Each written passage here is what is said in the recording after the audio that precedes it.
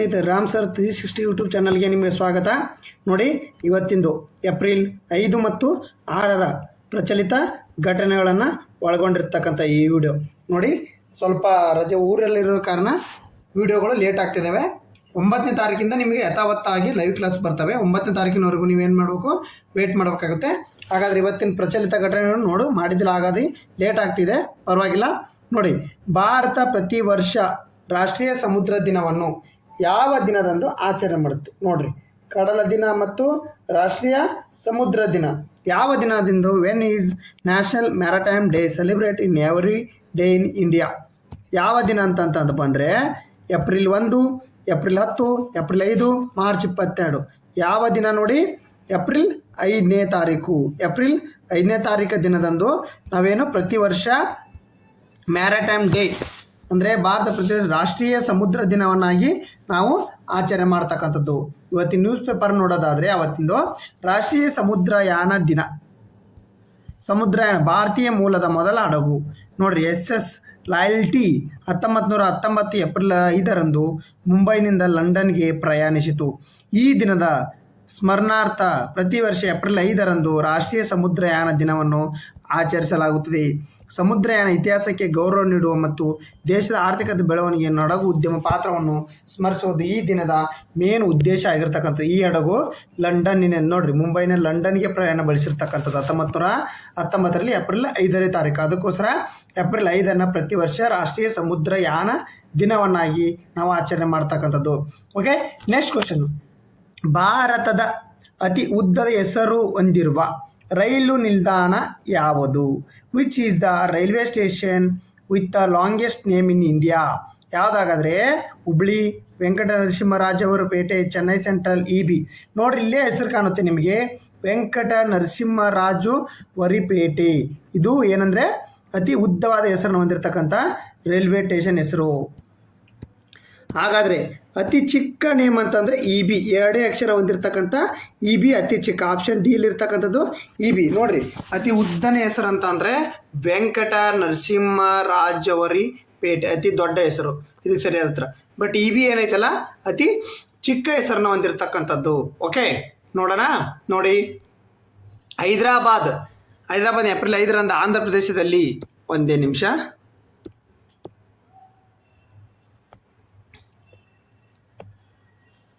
Hyderabad April 5ರಂದು Andhra ಪ್ರದೇಶದ April 5ರಂದು Venkata ನರಸಿಂಹರಾಜವರ ಪೇಟೆ ಭಾರತ ಅತಿ ಉದ್ದದ ಹೆಸರನ್ನು ಹೊಂದಿರುವ ರೈಲು ನಿಲ್ದಾಣವಾಗಿದೆ. ಇದರ ಹೆಸರು 28 ಅಕ್ಷರಗಳನ್ನು ಒಳಗೊಂಡಿದ್ದು ಮತ್ತು ಉಚ್ಚರಿಸಲು ಸವಾಲಿನದ್ದಾಗಿದೆ. ನಿಲ್ದಾಣದ ಹೆಸರು ಭಾರತೀಯ ರೈಲು ಸಾಂಸ್ಕೃತಿಕ ಪರಂಪರೆ ಭಾಗ 28 ಅಕ್ಷರ ಒಳಗೊಂಡಿರುವ ಇದರ ಹೆಸರು ಅಂದರೆ 28 ಅಕ್ಷರಗಳೇನು 28 ಅಕ್ಷರಗಳು ಒಳಗೊಂಡಿರ್ತಕ್ಕಂಥದ್ದು ಭಾರತೀಯ ಸಂಸ್ಕೃತಿಯನ್ನು ಒಳಗೊಂಡಿರ್ತಾರೆ.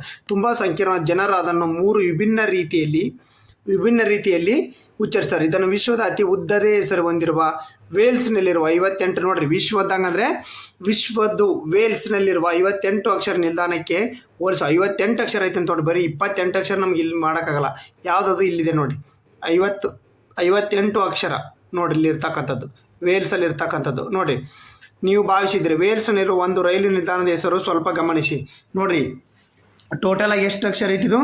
58 ಅಕ್ಷರ ಇರ್ತಕ್ಕಂಥದ್ದು. ಇದು ವಿಶ್ವದ ಅತಿ ದೊಡ್ಡ, ಇದು ಭಾರತದ ಅತಿ ದೊಡ್ಡ. ಓಕೆ, ಎಲ್ಲಿ? ಹೈದರಾಬಾದ್ನಲ್ಲಿ.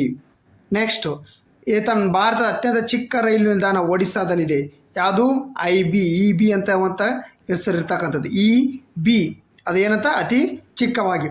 ಚಿತ್ತೂರು ಜಿಲ್ಲೆ ಬಳಿ ತಮಿಳುನಾಡು ಗಡಿಯಲ್ಲಿರುವ ಇದು ದಕ್ಷಿಣ ರೈಲ್ವೆ ಅರೆಕೊಮ್ ಶಾಲೆ ಅಡಿಯಲ್ಲಿ ಬರ್ತದೆ. ಇದರ ನಿಲ್ದಾಣ ಕೋಡ್ VKZ ಆಗಿದೆ.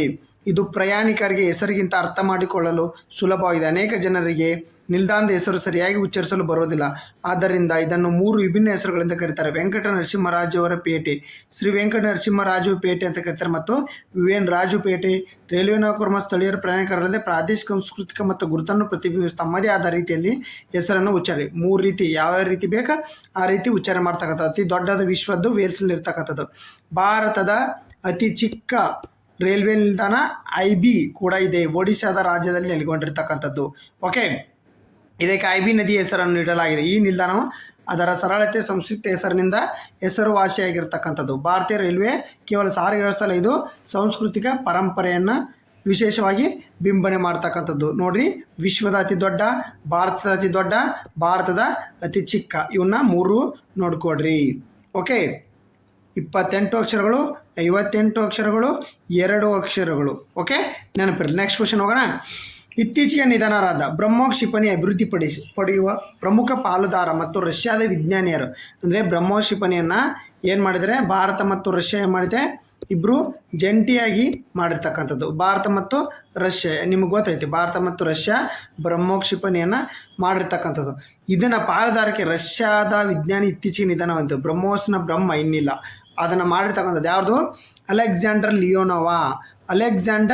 ಲಿಯೋನೋವಾ ಇತ್ತೀಚೆಗೆ ತೀರ್ಕೊಂಡಿರ್ತಕ್ಕಂಥದ್ದು. ನಿಧನ ವಾರ್ತೆ ಮೇಲೆ ಒಂದು ಕ್ವಶನ್ ಇರ್ತೈತೆ ನೋಡ್ರಿ. ಭಾರತದ ರಕ್ಷಣಾ ಕವಚ ಅಸ್ತ್ರಗಳಲ್ಲೊಂದಾದ ಬ್ರಹ್ಮೋಸ್ ಕ್ಷಿಪಣಿ ಅಭಿವೃದ್ಧಿಯಲ್ಲಿ ಪ್ರಮುಖ ಪಾತ್ರ ವಹಿಸಿದ್ದ ರಷ್ಯಾದ ಖ್ಯಾತ ವಿಜ್ಞಾನಿ ಅಲೆಕ್ಸಾಂಡರ್ ಲಿಯೋನೋವಾ 74 ವರ್ಷದ ಲಿಯೋನೋವಾ ಅವರು ರಷ್ಯಾದ ಪ್ರಮುಖ ರಕ್ಷಣಾ ಸಂಸ್ಥೆಯಾದ ಮಸಿನೋಸ್ಟ್ರೋ ಯುನಿಯಾ ಸಂಸ್ಥೆ ಮುಖ್ಯ ಕಾರ್ಯನಿರ್ವಾಹಕ ಅಧಿಕಾರಿ CEO ಆಗಿ ಮುಖ್ಯ ವಿನ್ಯಾಸಕರಾಗಿದ್ದರು. ಈ ಸಂಸ್ಥೆ ಭಾರತ ರಷ್ಯಾ ರಾಷ್ಟ್ರ ಜಂಟಿಯಾಗಿ ಕೈಗೊಂಡಿದ್ದ ಬ್ರಹ್ಮೋಸ್ ಕ್ಷಿಪಣಿ ಅಭಿವೃದ್ಧಿಯ ಪ್ರಮುಖ ಪಾಲುದಾರ ಕಂಪನಿಯಾಗಿ ಅವರು ಬ್ರಹ್ಮೋಸ್ ಮಾತ್ರವಲ್ಲದೆ ಜಿರ್ಕಾನ್ ಎಂಬ ಅತಿ ವೇಗದ ಹೈಪರ್ಸೋನಿಕ್ ಕ್ಷಿಪಣಿ ಅಭಿವೃದ್ಧಿಯಲ್ಲೂ ಪ್ರಮುಖ ಪಾತ್ರ ವಹಿಸಿರ್ತಕ್ಕಂಥದ್ದು.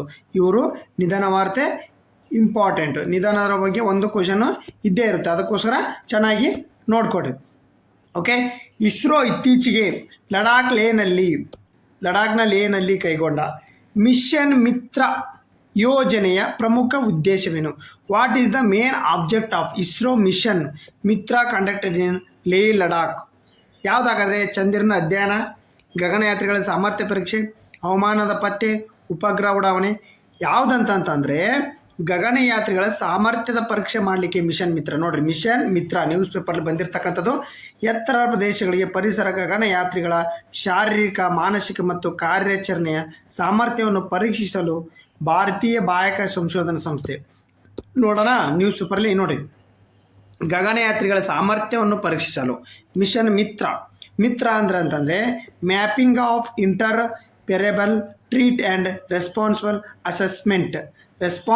ಅಸೆಸ್ಮೆಂಟ್ ಅಂತ.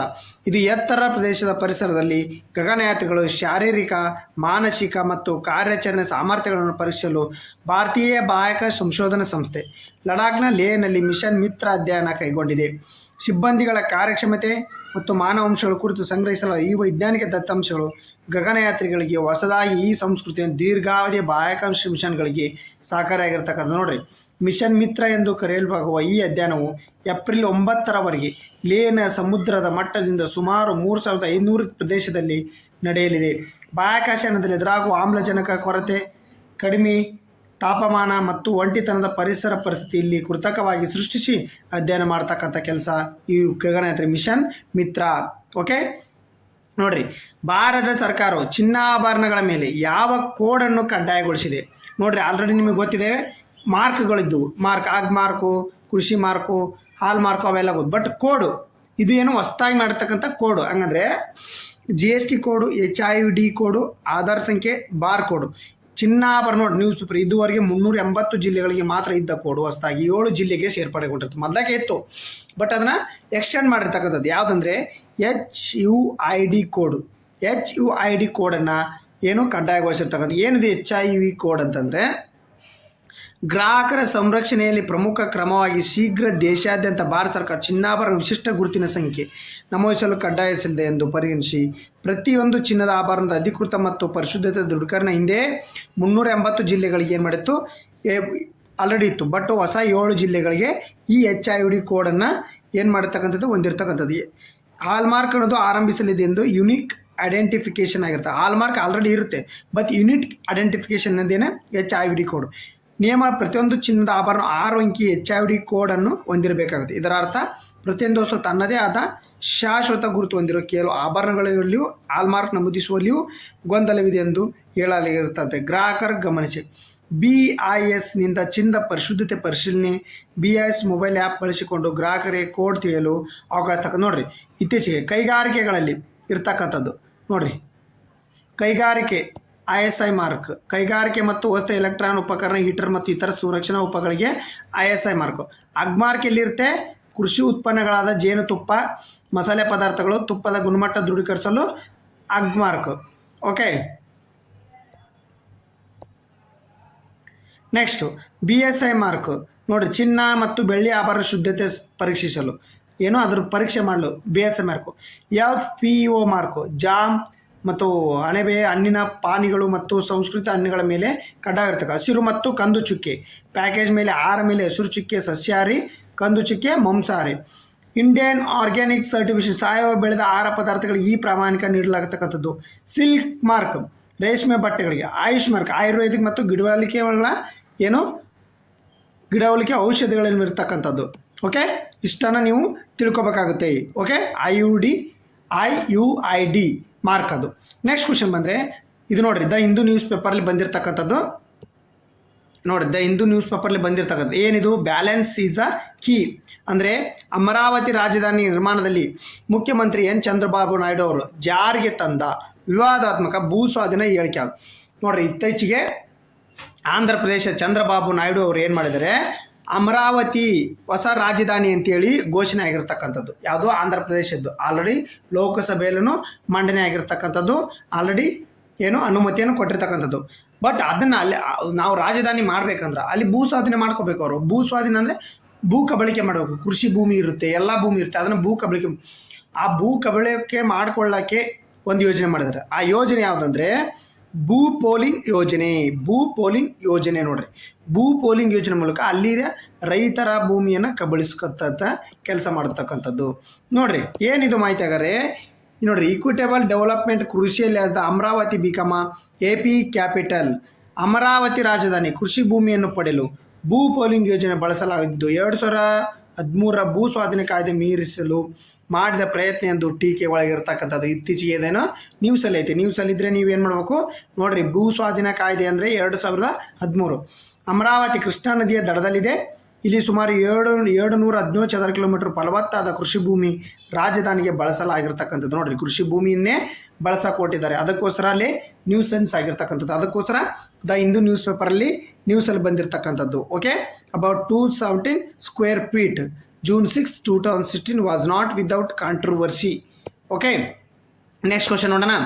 ದಂತಭಾಗ್ಯ ಯೋಜನೆ ಜಾರಿಗೆ ಅನ್ವಯಿಸುತ್ತದೆ. ಯಾರಿಗೆ ಅನ್ವಯಿಸುತ್ತದೆ? To whom does the Dantabhagya scheme apply? ನೋಡಿರಿ, ಶಾಲಾ ಮಕ್ಕಳಿಗೆ 45 ವರ್ಷ ಮೇಲ್ಪಟ್ಟ BPL ಕಾರ್ಡ್ ಹೊಂದಿದ್ದು. ನೋಡಿರಿ, ಕರ್ನಾಟಕ ಸರ್ಕಾರದ ಟ್ವಿಟ್ಟರ್ ಪೇಜಲ್ಲಿ ಬಂದಿರತಕ್ಕಂಥ ಮಾಹಿತಿ. ಟ್ವಿಟ್ಟರ್ ಪೇಜ್, ಅದಕ್ಕೋಸ್ಕರ ನೀವೆಲ್ಲಾನು ನೋಡಬೇಕಾಗುತ್ತೆ. ಟ್ವಿಟ್ಟರ್ ಪೇಜು, ಕರ್ನಾಟಕ ಸರ್ಕಾರ ಟ್ವಿಟ್ಟರ್ ಪೇಜ್ ಐತಲ್ಲ, ಅದರಲ್ಲಿ ಬಂದಿರತಕ್ಕಂಥದ್ದು. ಇದು ಏನಂತಂದರೆ 45 ವರ್ಷ ಮೇಲ್ಪಟ್ಟ BPL ಕಾರ್ಡ್ ಹೊಂದಿದವರಿಗೆ ನೋಡಿರಿ, ದಂತಭಾಗ್ಯ ಯೋಜನೆ ಅಂತಂದ್ರೆ ಹೊಸ ಯೋಜನೆ ಇದು. 40 ವರ್ಷ ಮೇಲ್ಪಟ್ಟ BPL ಕಾರ್ಡ್. ನಾವು ಕರ್ನಾಟಕದ ಬಗ್ಗೆ ಓದಕತ್ತೀವಿ ಅಂದರೆ ಎಕ್ಸಾಮಿಗೆ ತಿಳ್ಕೊಳ್ಳೇಬೇಕು ಅಂತ ಮಾಹಿತಿಗಳು. ಓಕೆ, ಏನಿದೆ ನೋಡ್ರಿ, ದಂತಭಾಗ್ಯ ಹಿರಿಯರ ಮೊಗದಲ್ಲಿ ಮಂದಾಸ. ಯಾರಿಗಿದು? 45 ವರ್ಷ ಮೇಲ್ಪಟ್ಟ ಮತ್ತು BPL ಪಡಿತರ ಚೀಟಿ ಹೊಂದಿರುವ ಕುಟುಂಬದವರಿಗೆ. ಎಲ್ಲಿ ಲಭ್ಯ? ನಿಮ್ಮ ಹತ್ತಿರ ಜಿಲ್ಲಾ ಆಸ್ಪತ್ರೆ ಹಾಗೂ ರಾಜ್ಯಾದ್ಯಂತ ಸರ್ಕಾರ ಗುರುತಿಸುವ 44 ದಂತ ಕಾಲೇಜುಗಳಲ್ಲಿ 41,000ಕ್ಕೂ ಹೆಚ್ಚು ಹಿರಿಯ ಯೋಜನೆಗಳು ಈವರೆಗೆ ಫಲಾನುಭವಿ. ನೋಡಿ, ಇನ್ನೊಂದು ಯೋಜನೆ ಆಶಾ ಕಿರಣ ಯೋಜನೆ. ಅಂದರೆ ಮನೆ ಬಾಗಿಲಿಗೆ ಬಂದು ನಿಮ್ಮ ಕಣ್ಣಿನ ಸೇವೆಯನ್ನು ಮಾಡ್ತಕ್ಕಂಥದ್ದು, ಕಣ್ಣಿನ ತಪಾಸಣೆ ಮಾಡ್ತಕ್ಕಂಥದ್ದು. ಇನ್ನೊಂದು ಯೋಜನೆ ಯಾವುದು? ಆಶಾ ಕಿರಣ ಯೋಜನೆ. ಜನರ ಮನೆ ತೆರಳಿ ಕಣ್ಣಿನ ಆರೋಗ್ಯ ತಪಾಸಣೆ ನಡೆಸುತ್ತಿರುವ ಆರೋಗ್ಯ ಕಾರ್ಯಕರ್ತ ವೈದ್ಯರ ತಂಡ. ಅಗತ್ಯವಿರುವ ಹೆಚ್ಚಿನ ಚಿಕಿತ್ಸಾ ಸೌಲಭ್ಯ ಉಚಿತ ಕನ್ನಡಕ ವಿತರಣೆ ಮಾಡ್ತಕ್ಕಂಥದ್ದು. ನೋಡಿರಿ, ಆಶಾ ಕಿರಣ ಯೋಜನೆ ನೋಡ್ಕೊಡ್ರಿ. ದಂತಭಾಗ್ಯ ಯೋಜನೆ ಅಂದರೆ ಅಲ್ಲಿನ ಬಗ್ಗೆ ಬಂದ್ಬಿಡ್ತೈತೆ ನಿಮಗೆ. ಬಟ್ ಆಶಾ ಕಿರಣ ಯೋಜನೆ ನೀವು ನೋಡ್ಕೋಬೇಕಾಗಿರ್ತಕ್ಕಂಥದ್ದು.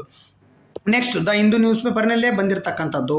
ನೋಡಿ, ಇತ್ತೀಚೆಗೆ ಅಧ್ಯಯನ ಪ್ರಕಾರ ಪರ್ವತಗಳ ಅಕ್ಕಿಯಲ್ಲಿ ವಲಸಿಗೆ ಮೂಲ ಕಾರಣವೇನು? ನೋಡ್ರಿ, ನೀವು ಏನಾರ ಕ್ವಶನ್ ಆಗಿ ನೋಡ್ರಿ, ದ ಹಿಂದೂ ನ್ಯೂಸ್ ಪೇಪರ್ನಾಗ ಎಷ್ಟು ನೀಟಾಗಿ ಕೊಟ್ಟಿದ್ದಾನೆ ಆರ್ಟಿಕಲ್ ಅಂತಂದರೆ, according to new study what is the primary drive for bird migration in the mountains. ನೀವೇನು ಹಾಕ್ಬಿಡ್ತೀರಿ? ತಾಪಮಾನ ಬದಲಾವಣೆ ಹಾಕಿಬಿಡ್ತೀರಿ. But wrong. ಬಟ್ ಮೊದಲಾಕಿನ ಸ್ಟಡಿ ಒಳಗೆ ಹೇಳ್ತಿತ್ತು. ಬಟ್ ಇತ್ತೀಚಿನ ಸ್ಟಡಿ ಒಳಗಡೆ ಶಕ್ತಿಯ ದಕ್ಷತೆ ಮತ್ತು ಆಹಾರದ ಹುಡುಕಾಟಕ್ಕೋಸ್ಕರ ಅವು ಬೆಟ್ಟ ತಳದಿಂದ ಬೆಟ್ಟ ತುದಿವರೆಗೂ ಹೋಗ್ತಾವಂತೆ. ಒಂದು ಏನು ರೀಸನ್ ಹೌದು, ತಾಪಮಾನ ಬದಲಾವಣೆ. ಬಟ್ ಎರಡನೇ ರೀಸನ್ ಶಕ್ತಿಯ ದಕ್ಷತೆ ಮತ್ತು ಆಹಾರದ ಹುಡುಕಾಟ. ಇದು ಕೂಡ ಮೇನ್ ರೀಸನ್ ಆಗಿರ್ತಕ್ಕಂಥದ್ದು. ಅದಕ್ಕೋಸ್ಕರ ಇಂಪಾರ್ಟೆಂಟ್ ನೋಡ್ಕೊತಿರ್ರಿ. ನೋಡ್ರಿ, ಏನು ಕೊಟ್ಟಿದ್ದಾನೆ ಅವನು? How energy efficiency drive seasonal mountain bird migration. ನೋಡ್ರಿ, ದ ಹಿಂದೂ ನ್ಯೂಸ್ ಪೇಪರ್ಲಿ ಕೊಟ್ಟಿರ್ತಕ್ಕಂಥದ್ದು. ಕನ್ನಡದ ನೋಡ್ರಿ, ಈ ಮೊದಲ ಅಕ್ಕಿಗಳು ಕೇವಲ ತಾಪಮಾನಕ್ಕಾಗಿ ವಲಸೆ ಹೋಗುತ್ತವೆ ಎಂದು ನಂಬಲಾಗಿತ್ತು ಮೊದಲು. ಆದರೆ ಹೊಸ ಸಂಶೋಧನೆ ಏನು ಹೇಳ್ತಾವತ್ತಪ್ಪ ಅಂದರೆ ಹಕ್ಕಿಗಳು ತಮ್ಮ ಶಕ್ತಿಯನ್ನು ಉಳಿಸಲು ಮತ್ತು ಎನರ್ಜಿ ಬಡ್ಜೆಟ್ ಆಹಾರದ ಎತ್ತರ ಪ್ರದೇಶಗಳಿಗೆ ವಲಸೆ ಹೋಗುತ್ತವೆ ಎಂದು ಹೇಳಲಾಗುತ್ತದೆ. The challenging the old theory of temperature tracking the study found that the birds move up and down mountain to optimise energy budget and escape in the competition in the food. ತಳಗಡೆ ಇದ್ರೆ ಏನಾಗುತ್ತೆ, competition ಜಾಸ್ತಿ ಆಗುತ್ತೆ, food ಸಿಗಲ್ಲ. ಅದಕ್ಕೋಸ್ಕರ ಅಕ್ಕಿ ಯಾವ ಮೇಲ್ಗಡೆ ಬಂದು ಇಲ್ಲಿ ಯಾವ ಮೇಲ್ಗಡೆ ಕಾಂಪಿಟೇಷನ್ ಕಡಿಮೆ ಇರುತ್ತೆ, ಅದಕ್ಕೋಸ್ಕರ ಅಲ್ಲಿ ಬಂದೇನು ಆಹಾರವನ್ನು ನೋಡ್ರಿ ತನ್ನ ಶಕ್ತಿಯನ್ನು ಉಳಿಸ್ಕೊಳ್ಳೋ ಜೊತೆಗೆ ತಳಗ ಆಹಾರ ಕಾಂಪಿಟೇಷನ್ ಜಾಸ್ತಿ ಇರುತ್ತೆ, ಅದಕ್ಕೋಸ್ಕರ ಬೆಟ್ಟದ ಮೇಲೆ ಹೋಗ್ಬಿಟ್ಟು ಆಹಾರವನ್ನು ಪಡೆದುಕೊಳ್ತಕ್ಕಂಥ ಕೆಲಸ ಮಾಡುತ್ತೆ. ಹಾಗಾದ್ರೆ ದ ಹಿಂದೂ ನ್ಯೂಸ್ ಪೇಪರ್ನಾಗೆ ಬಂದಿರತಕ್ಕಂಥದ್ದು ಇನ್ನೊಂದು ನೋಡ್ರಿ. ಮಯನ್ಮಾರ್ನ ನೂತನ ಅಧ್ಯಕ್ಷರಾಗಿ ಆಯ್ಕೆಯಾದ ಮಿಲಿಟರಿ ಮುಖ್ಯಸ್ಥ ಯಾರು? Who is the military chief elected as the president of Myanmar. ನೋಡ್ರಿ ಮಯನ್ಮಾರ್ ಇತ್ತೀಚೆಗೆ ನಮ್ಮ ಏನು ನೋಡ್ರಿ ನಮ್ಮ ಪೂರ್ವ ಏನೈತಲ್ಲ ಉತ್ತರ ನೋಡ್ರಿ ಇದು ಪಶ್ಚಿಮ ಇದು ದಕ್ಷಿಣ ಅಂತ ತಿಳ್ಕೊಡ್ರಿ. ಪೂರ್ವದ ಗಡಿಯಲ್ಲಿ ಬರ್ತಕ್ಕಂಥ ಮಯನ್ಮಾರ್ ಇತ್ತೀಚೆಗೆ ಸೇನಾ ದಂಗೆ ಆ ದಂಗೆ ಈ ದಂಗೆ ಅಂತೇಳಿ ಬೇಸತ್ತೋಗಿದ್ರು ಇವರು. ಮಯನ್ಮಾರ್ನ ನೋಡ್ರಿ ಮಯನ್ಮಾರ್ನ ಬಗ್ಗೆ 2021 PC ಕ್ವಶನ್ ಆಗಿತ್ತು. ಮಯನ್ಮಾರ್ನ ಒಬ್ಬರು ಲೇಡಿ ಏನು ಮಾಡಿದ್ರು, ಲೇಡಿಯಾಗಿ ಅಧ್ಯಕ್ಷ ಸ್ಥಾನ ವಹಿಸಿದ್ರು. ಅವಾಗೂ ಏನಾಗಿತ್ತು, ಕ್ವಶನ್ ಆಗಿತ್ತು ಮಯನ್ಮಾರ್ ಬಗ್ಗೆ. ಈಗೂ ಆಗ್ಬೋದು, ಅದಕ್ಕೋಸ್ಕರ ಭಾಳ ಇಂಪಾರ್ಟೆಂಟ್ ನೋಡ್ಕೊಡ್ರಿ. Min Aung Hlaing is the right answer. ನೋಡ್ರಿ ಹೂ ಆ್ಯಸ್ ದ ಮುಖ್ಯಸ್ಥ ಅಂತಂದ್ರೆ who as the military chief elected as the president of Myanmar. ಅಲ್ಲಿ ಸೇನಾ ದಂಗೆ ಇರ್ತೈತೆ, ಸೇನಾ ದಂಗೆ ಯಾರು ಹೆಡ್ ಇರ್ತಾರೆ ಅವರೇ ಅಧ್ಯಕ್ಷರಾಗಿರ್ತಕ್ಕಂಥದ್ದು ಆಲ್ಮೋಸ್ಟ್.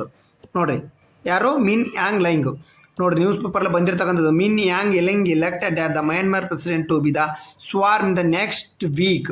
ಮಿನ್ ಯಾಂಗ್ ಹೀಲ್ is secured in the 429,584 votes cast in the upper and lower house of the parliament. ನೋಡ್ರಿ Myanmar pro military lever mark. ಇವರು 2021 ಕೃಷ್ಣಕಾಂತಿಯ ಮೂಲಕ ಅಧಿಕಾರ ಹಿಡಿದಿದ್ದ ಮಿಲಿಟರಿ ಮುಖ್ಯಸ್ಥ ಮಿನ್ ಯಾಂಗ್ ಲೈಂಗ್ ಅವರು ಮಯನ್ಮಾರ್ನ ಸಂಸತ್ ಅಧ್ಯಕ್ಷರಾಗಿ ಆಯ್ಕೆ ಮಾಡಿದ್ದಾರೆ. ಇವರು 584 ಮತಗಳಲ್ಲಿ 429 ಮತಗಳನ್ನು ಪಡೆದಿದ್ದಾರೆ. ನೋಡ್ರಿ ಇವರು ಔಟ್ ಆಫ್ 584 429. ನೋಡ್ರಿ ಮಯನ್ಮಾರ್ ದಂಗೆ ಆಗಿತ್ತಾ 2021 ಅಲ್ಲಿ ಒಬ್ಬ ಅಧ್ಯಕ್ಷರ ಕೊಲೆ ಆಗಿತ್ತು. ಅಧ್ಯಕ್ಷರ ಕೊಲೆ, ಒಬ್ಬ ಹೆಣ್ಣು ಮಗಳ ಅಧ್ಯಕ್ಷಗಳ ಕೊಲೆ ಆಗಿರ್ತಕ್ಕಂಥದ್ದು ಅದು ನ್ಯೂಸ್ ಪೇಪರ್ಲಿ ಆಗಿತ್ತು 2021 PC. ಅದಕ್ಕೋಸ್ಕರ ಹೇಳ್ತಿರ್ತಕ್ಕಂಥದ್ದು ನಾನು. ಹಾಗಾದ್ರೆ ಇನ್ನೊಂದು ಬನ್ನಿರಿ, ಇಂದು ಭಾರತೀಯ ರಾಷ್ಟ್ರೀಯ ಕಡಲ ದಿನ. ನೋಡ್ರಿ ಇದ್ರ ಕ್ವಶನ್ ಹಾಕಿಲ್ಲ, ಹಂಗೆ ನೋಡ್ಕೊಂಬಿಡ್ರಿ. ಏಪ್ರಿಲ್ 5, 1919 ಮೊದಲ ಬಾರಿಗೆ ಭಾರತೀಯ ಕಂಪನಿಯ Scindia steam navigation company limited SS loyalty ಅಲ್ಲಿ ಹೇಳಿದ್ರೆ ಸ್ಟಾರ್ಟಿಂಗ್ ಕ್ವಶನು ಅದನ್ನ ಇಲ್ಲಿ ಹೇಳ್ತಿರ್ತಕ್ಕ. ಲಂಡನ್ಗೆ ವ್ಯಾಪಾರಕ್ಕೆ ಹೋಗಿರ್ತಕ್ಕಂಥದ್ದು. ಅದಕ್ಕೋಸ್ಕರ ಭಾರತೀಯ ರಾಷ್ಟ್ರೀಯ ಸಮುದ್ರ ದಿನ ಏಪ್ರಿಲ್ 5 ಅಥವಾ ಕಡಲ ದಿನ. 3,000 ಸುಮಾರಿಗೆ ಸಿಂಧೂ ಕಣಿವೆಯ ನಿವಾಸಿಗಳು ಕಡಲ ವ್ಯಾಪಾರ ಪ್ರಾರಂಭಿಸ್ತಿರ್ತಕ್ಕಂಥದ್ದು. 2026 ರಾಷ್ಟ್ರೀಯ ಕಡಲ ದಿನದ ಪ್ರಾಥಮಿಕ ಉದ್ದೇಶ ಏನಾಗಿದೆ? ಭಾರತ ಶ್ರೀಮಂತ ಕಡಲ ಪರಂಪರೆಯನ್ನು ಗೌರವಿಸುವ ಮತ್ತು ನೀಲಿ ಆರ್ಥಿಕತೆಯನ್ನು ಹೊಸ ಎತ್ತರ ಕೊಂಡೊಯ್ಯುವ ಈ ವರ್ಷದ ಧ್ಯೇಯ ವಾಕ್ಯ ಕೇವಲ ಘೋಷಣೆಯಲ್ಲ, ಬದಲಾಗಿ ಒಂದು ನಿರ್ದಿಷ್ಟ ಬದ್ಧತೆ. ಓಕೆ, ಏನೋ ಈ ಸರಳದೇನು ನೀಲಿ ಆರ್ಥಿಕತೆಯನ್ನು ಹೊಸ ಎತ್ತರಕ್ಕೆ ಕೊಂಡೊಯ್ಯುವುದು ಈ ವರ್ಷದ ಧ್ಯೇಯವಾಕ್ಯ. ನೋಡ್ರಿ ಏಪ್ರಿಲ್ 5, 1964 ಭಾರತ ಸರ್ಕಾರ ಗಂಡಾಂತರ ವಾಣಿಜ್ಯ ಮತ್ತು ಆರ್ಥಿಕ ಪ್ರಪಂಚದ ಬಗ್ಗೆ ಜಾಗೃತಿ ಮೂಡಿಸಲು ಮಹತ್ವವನ್ನು ಅರಿತುಕೊಂಡು ಸಮಯದಲ್ಲಿ ಭಾರತ ತನ್ನ ಮೊದಲ ಹಡಗು ಯುನೈಟೆಡ್ ಕಿಂಗ್ಡಮ್ಗೆ ಕಳಿಸಿತ್ತು. ಓಕೆ, ಇವನ್ನ ಭಾಳ ಇಂಪಾರ್ಟೆಂಟ್ ಇರ್ತವೆ, ನೋಡ್ಕೋಬೇಕಾಗುತ್ತೆ. ಅದಕ್ಕೋಸ್ಕರ ಇಲ್ಲೇ ಇನ್ನೊಮ್ಮೆ ನ್ಯೂಸ್ ಪೇಪರ್ ಹಾಕಿರ್ತಕ್ಕಂಥ ಸ್ಟಾರ್ಟಿಂಗು. ಓಕೆ, 2000 ಯಾವುದೇ ದೇಶದ ಆರ್ಥಿಕತೆ ವ್ಯಾಪಾರ ಪ್ರಮುಖ ಪಾತ್ರ ವಹಿಸುವ ಭಾರತ ವಿದೇಶ ವ್ಯಾಪಾರ ಸುಮಾರು 90% ಸಮುದ್ರ ಮೂಲಕ ನಾವೇನು ಮಾಡ್ತೀವಿ, ವ್ಯಾಪಾರವನ್ನು ಮಾಡ್ತಕ್ಕಂಥದ್ದು. 2021 ಮ್ಯಾರಿಟೈಮ್ ಇಂಡಿಯಾ ಶೃಂಗಸಭೆ ಪ್ರಧಾನಿ ನರೇಂದ್ರ ಮೋದಿ ಮ್ಯಾರಿಟೈಮ್ ಮಾಡಿದ ಇಂಡಿಯನ್ ಮಿಷನ್ 2030 ವೇಳೆಗೆ ಜಲಮಾರ್ಗ ಉತ್ತೇಜಿಸುವ ಮತ್ತು ಹಡಗು ನಿರ್ಮಾಣ ಉದ್ಯಮಕ್ಕೆ ಮತ್ತಷ್ಟು ಅಭಿವೃದ್ಧಿ ನೀಡತಕ್ಕಂಥದ್ದು ಕೆಲಸವನ್ನು ಮಾಡ್ತಕ್ಕಂಥದ್ದು. ಓಕೆ, ನೆಕ್ಸ್ಟ್ ನೋಡೋಣ, ಇವನ್ನೆಲ್ಲ ನೋಡ್ಕೊಡ್ರಿ. ಹಾಗಾದ್ರೆ ಈಗ PIB ಕ್ವಶನ್ ಬರೋಣ. ಇತ್ತೀಚೆಗೆ ಸುದ್ದಿಯಲ್ಲಿದ್ದ ಪ್ರಾಜೆಕ್ಟ್ ಚೇತಕ್ ಯಾವ ಸಂಸ್ಥೆಗೆ ಸಂಬಂಧಿಸಿದಿರ್ತಕ್ಕಂಥದ್ದು? ಪ್ರಾಜೆಕ್ಟ್ ಚೇತಕ್ ಅಂತಕ್ಕಂಥದ್ದು ಭಾರತೀಯ ರೈಲ್ವೆಗ ಅಥವಾ BROಗ, ಇಸ್ರೋಗ, ಭಾರತೀಯ ನೌಕಾಪಡೆಗ? ಯಾವುದು ಸರಿಯಾದ ಉತ್ತರ ಅಂತಂದರೆ BRO, ಬಾರ್ಡರ್ ರೋಡ್ ಆರ್ಗನೈಜೇಷನ್ ಅಂತೇಳಿ.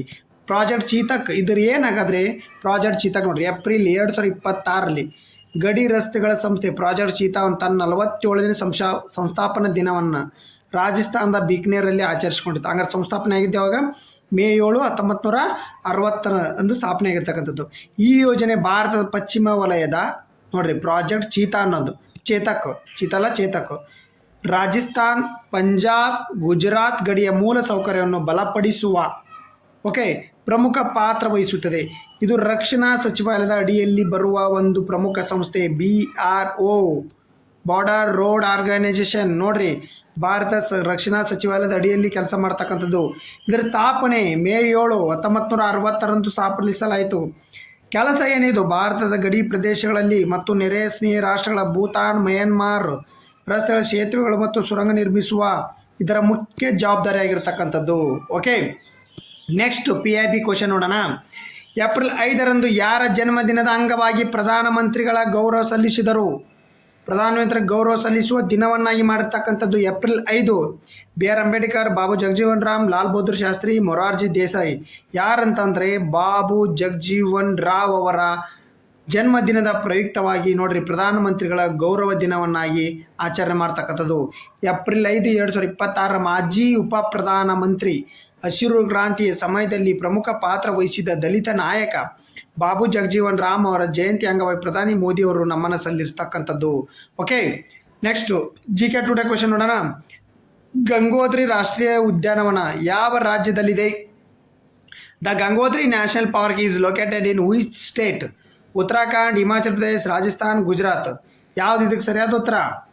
ಉತ್ತರಾಖಂಡ್. ಗಂಗೋತ್ರಿ ನ್ಯಾಷನಲ್ ರಾಷ್ಟ್ರೀಯ ಉದ್ಯಾನವನ ಉತ್ತರಾಖಂಡ್. ನೋಡ್ರಿ ಉತ್ತರ ಏನಿದು? ಇತ್ತೀಚಿನ ನ್ಯೂಸಲ್ಲಿ ಹಾಕಿರ್ತಕ್ಕಂಥದ್ದು ನೋಡ್ರಿ. 6 ತಿಂಗಳ ಚಳಿಗಾಲದ ವಿರಾಮದ ನಂತರ ಗಂಗೋತ್ರಿ ರಾಷ್ಟ್ರೀಯ ಉದ್ಯಾನ ಇತ್ತೀಚೆಗೆ ಮತ್ತೆ ತೆರೆದು. ನೋಡ್ರಿ, ಇದು ಚಳಿಗಾಲದಲ್ಲಿ ಅತಿ ಹೆಚ್ಚು ಹಿಮಪಾತ ಹೋಗೋದ್ರಿಂದ ಏನಾಗುತ್ತೆ, 6 ತಿಂಗಳ ಇದನ್ನ ಬಂದ್ ಮಾಡಿರ್ತಾರೆ. ಇದು ಹಿಮಾಚಲ ಪ್ರದೇಶದ ಕಾಲೋಚಿತ ಸಂರಕ್ಷಣಾ ನಿರ್ವಹಣೆ ಎತ್ತಿ ತೋರಿಸ್ತಕ್ಕಂಥ ಕೆಲಸವನ್ನ ಮಾಡ್ತಕ್ಕಂಥದ್ದು. ಇದ್ರ ಉತ್ತರಾಖಂಡದಲ್ಲಿ ಭಾಗೀರಥಿ ನದಿಯ ಮೇಲ್ಭಾಗದಲ್ಲಿ ಜಲಾನಯ ಪ್ರದೇಶದಲ್ಲಿದೆ. ಯಾವ ನದಿ? ಭಾಗೀರಥಿ. ಉದ್ಯಾನ ಈಶಾನ್ಯ ಗಡಿಯಲ್ಲಿ ಚೀನಾವನ್ನು ಟಿಬೆಟ್ ಸ್ವಾಯತ್ತ ಪ್ರದೇಶವನ್ನು ಮುಟ್ಟುತ್ತದೆ. ಇದು ಕೇದಾರನಾಥ ವನ್ಯಜೀವಿ ಅಭಯಾರಣ್ಯ ಮತ್ತು ಗೋವಿಂದ ರಾಷ್ಟ್ರೀಯ ಉದ್ಯಾನವೊಂದಿಗೆ ಗಡಿಯನ್ನು ಹಂಚಿಕೊಂಡಿರ್ತಕ್ಕಂಥ. ನೋಡ್ರಿ, ಕೇದಾರನಾಥ ವನ್ಯಜೀವಿ, ಗೋವಿಂದ ರಾಷ್ಟ್ರೀಯ ಉದ್ಯಾನ ಎಲ್ಲಿ ಬರ್ತಾವೆ? ಉತ್ತರಾಖಂಡದೊಳಗಡೆ. ಅವು 2 ನೆನ್ಪಿಟ್ಕೋರಿ. ಭಾಳ ಇಂಪಾರ್ಟೆಂಟ್. ಗಂಗೋತ್ರಿ, ಕೇದಾರನಾಥ, ಗೋವಿಂದ ರಾಷ್ಟ್ರೀಯ ಉದ್ಯಾನವನ, ಭಾಗೀರಥಿ ನದಿ, ಇವನ್ನ ಭಾಳ ಇಂಪಾರ್ಟೆಂಟ್ ನೆನ್ಪಿಟ್ಕೋರಿ. ಹಾಗಾದರೆ ಇದನ್ನು ನೀವು ಕಮೆಂಟ್ ಮೂಲಕ ನೀವು ಏನು ಮಾಡಿರಿ, ನನ್ನ 3ನೇ ತಾರೀಕು 4ನೇ ತಾರೀಕು ಕರೆಂಟ್ ಅಫೇರ್ಸ್ ಯಾರು ನೋಡಿಲ್ಲ, ಅದರಲ್ಲಿ ಇರ್ತಕ್ಕಂಥ ಕೇಂದ್ರ ಸರ್ಕಾರ ಇತ್ತೀಚೆಗೆ ಪೆಟ್ರೋಲ್ ಪಂಪ್ಗಳ E20 ಇಂಧನ ಪೂರೈಸುವುದನ್ನು ಕಡ್ಡಾಯಗೊಳಿಸಿದೆ. E20 ಇಂಧನ ಏನನ್ನು ಪ್ರತಿನಿಧಿಸುತ್ತದೆ ಅಂತೇಳಿ ನೀವು ಆನ್ಸರನ್ನು ಕಮೆಂಟ್ ಮೂಲಕ ನೋಡಿ. ಕಮೆಂಟ್ ಮಾಡ್ದೇ ಹೋಗಬೇಡಿ, ಕಮೆಂಟ್ ಮೂಲಕ ಕಮೆಂಟ್ ಮಾಡಿ ಮತ್ತು ಲೈಕ್ ಮಾಡೋದನ್ನು ಮರಿಬೇಡಿ. ಧನ್ಯವಾದಗಳು. ನಾಳೆ ನಾಡಿದ್ದು ಕರೆಂಟ್ ಅಫೇರ್ಸು ನಾಳೆಗೆ ಅಪ್ಲೋಡ್ ಮಾಡ್ತೀನಿ. ಮತ್ತು ಇನ್ನು 9ನೇ ತಾರೀಕಿಂದ ಕ್ಲಾಸ್ ಕಂಟಿನ್ಯೂ ಇರ್ತಾವೆ. ಧನ್ಯವಾದಗಳು.